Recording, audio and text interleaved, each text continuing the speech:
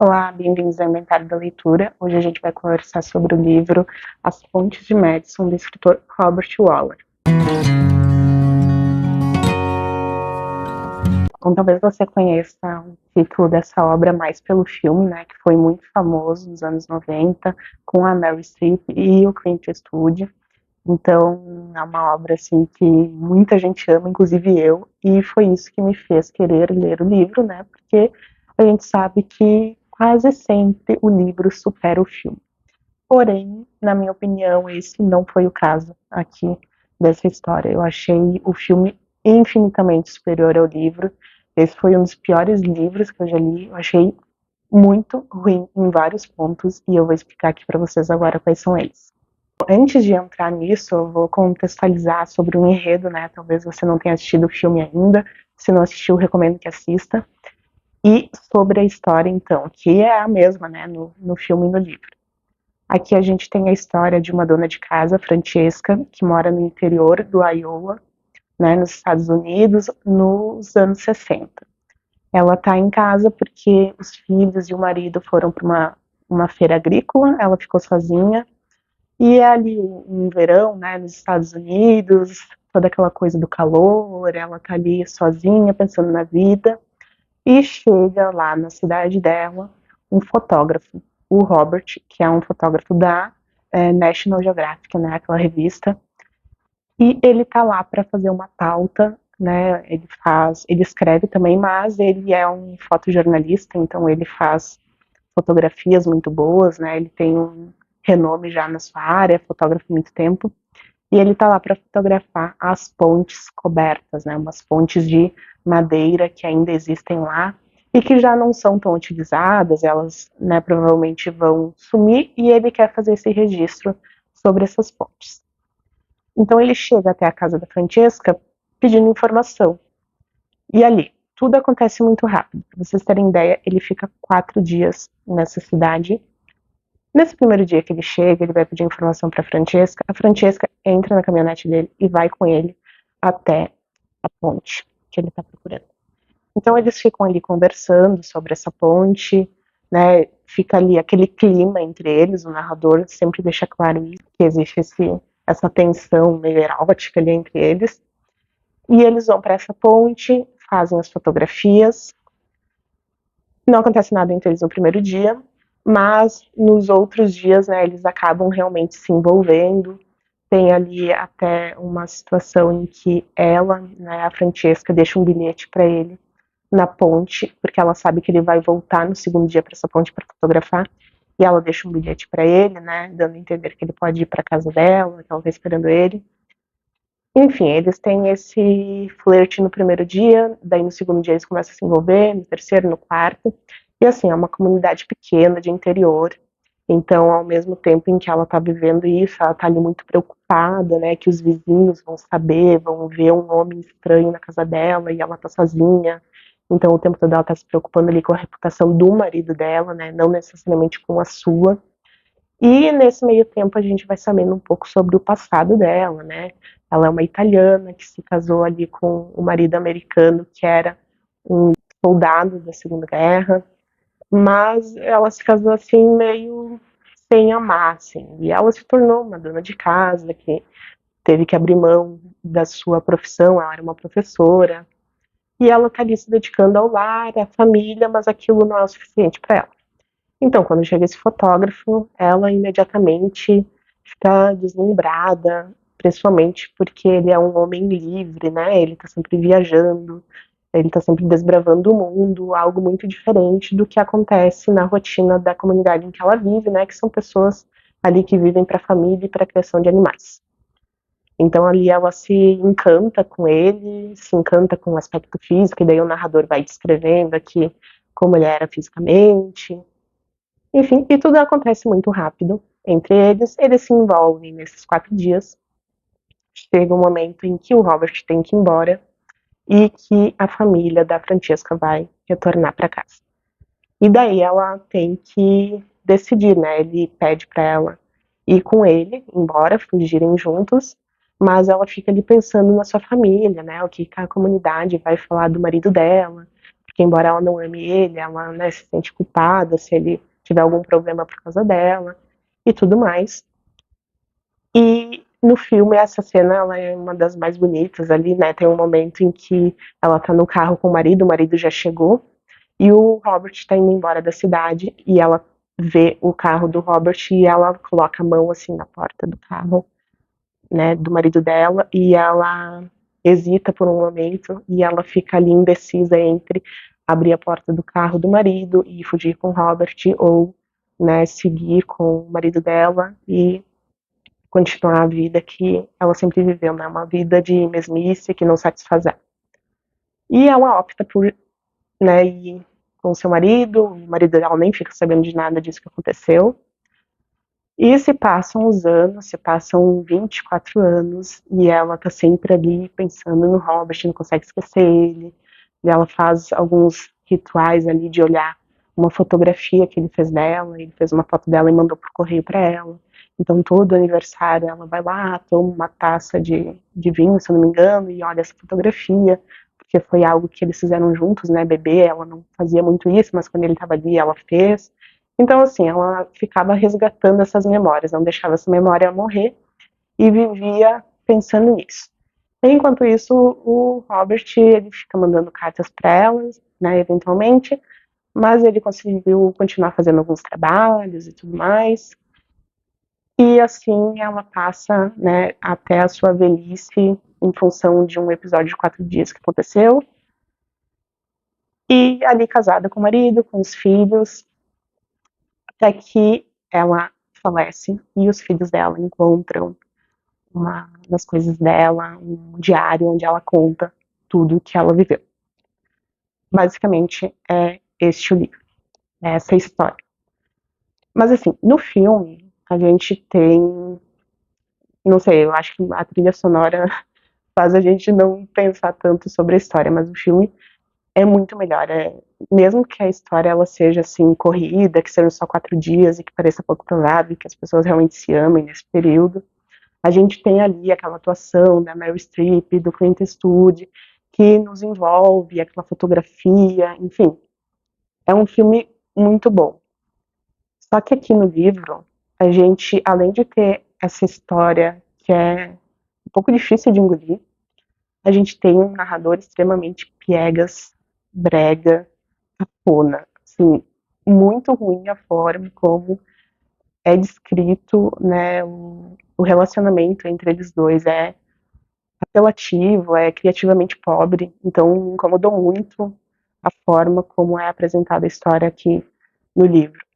E assim, sobre os personagens, a gente também reflete melhor sobre eles quando a gente está lendo o livro. E a Francesca, então, aquela dona de casa, submissa, tudo bem que era comum naquela época, mas ela é uma mulher muito ingênua. Ela parece que ela cai muito facilmente no papo do Robert, porque ele é um homem que já foi casado, já tem 50 e poucos anos, e não tem um compromisso fixo com ninguém. E então ela é muito ingênua e ele é muito arrogante. Ele se acha assim o umbigo do universo, sabe? Que tudo gira em torno dele. Ele ficava se intitulando o último cowboy do mundo, que ele era um dos últimos homens a ter um estilo de vida é, de liberdade, que estava todo mundo sendo esmagado pelo consumismo e não sei o quê. Então o tempo todo ele fica com esse discurso que ele é o último cowboy e que isso é melancólico e que isso é ruim e parece assim que ele é a última traquinas do pacote. Então a gente tem uma mulher muito ingênua, um homem muito arrogante e um narrador muito cafona. Então nesse conjunto eu achei muito ruim a experiência de leitura. Para mim, esse livro não funcionou. Eu esperava muito mais. Assim, aqui é um exemplo de como o filme supera muito o livro. E até vou ler um trecho aqui, pra vocês não dizerem que eu tô tirando as coisas da minha cabeça, que talvez vocês concordem comigo. Essa daqui é uma fala do Robert, tá? Diz o seguinte: eu sou um dos últimos cowboys. Meu trabalho me proporciona uma espécie de território livre. É o máximo que se pode encontrar atualmente. Não fico triste por isso. Talvez um pouco melancólico, acho. Mas deve acontecer assim. É a única maneira de evitarmos a destruição de nós mesmos. Minha tese é que os hormônios masculinos são a causa última dos problemas deste planeta. Jura? Você jura que os hormônios masculinos são o grande problema do planeta? Enfim, seguindo. Uma coisa era dominar outra tribo ou outro guerreiro, mas é completamente diferente ter mísseis. E completamente diferente também é termos o poder de destruir a natureza da maneira como destruímos. A maldição dos tempos modernos é a preponderância dos hormônios masculinos em lugares onde podem causar danos a longo prazo. Mesmo se não estivermos falando de guerras entre nações ou de assaltos contra a natureza, ainda assim permanece aquela agressividade que nos mantém separados uns dos outros e dos problemas que precisamos trabalhar. Precisamos sublimar esses hormônios masculinos ou ao menos colocá-los sob controle. Amigo, não sabe. Gente, assim, não dá. Não tem como. Não dá pra definir isso aqui. Personagem muito chato, muito egocêntrico e. Enfim, nos dias de hoje ele seria, sei lá, um heterotop dos campos, não sei. Mas assim, achei insuportável esse personagem.